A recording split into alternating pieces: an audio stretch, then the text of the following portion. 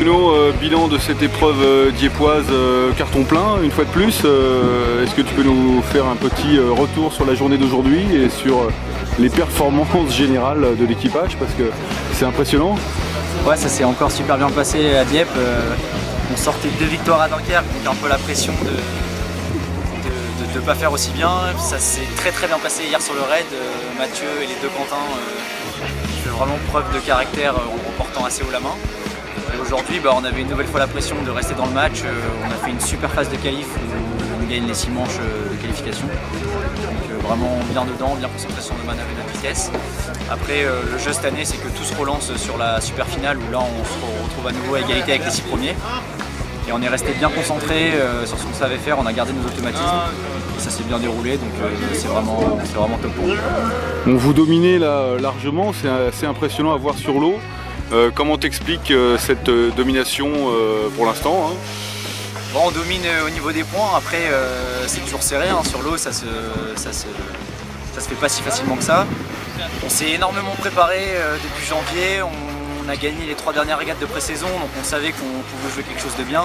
Là depuis le début du tour on a des conditions qui nous sont très favorables, on aime bien quand il y a pas mal de vent. Et voilà, on est vraiment très concentré, très sérieux, solide sur ce qu'on sait faire, et ça nous permet d'être devant pour l'instant en espérant que ça dure un maximum de temps.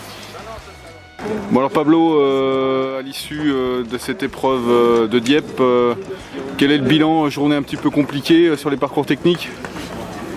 Ouais, journée compliquée, on a eu du bon et du moins bon. On a bien commencé la journée avec 4 belles manches, avec des bons résultats. On est resté dans les 3-4, dans les top 4. C'est l'objectif qu'on s'était fixé au début de la journée. Ensuite, 5e manche un peu plus difficile où on se fait rentrer dedans par Helvetia Blue, qui nous percute par l'arrière. Et c'était un bateau qui était en tort, donc qui nous endommage la barre et qui nous contraint à abandonner la 5e manche. On prend pas mal de points dans la vue et on arrive à réparer entre la 5e et la 6e manche pour être au top départ de la 6e manche, où là on fait une manche de 5. Et en fait on est content de nos résultats, mais cette collision sur la 5e manche en fait, nous permet pas justement d'aller à la super finale. Donc voilà, on est un petit peu dégoûté parce que c'est une faute qu'on n'a pas causée. C'est l'autre bateau qui était en tort, mais après voilà, c'est des choses qui arrivent et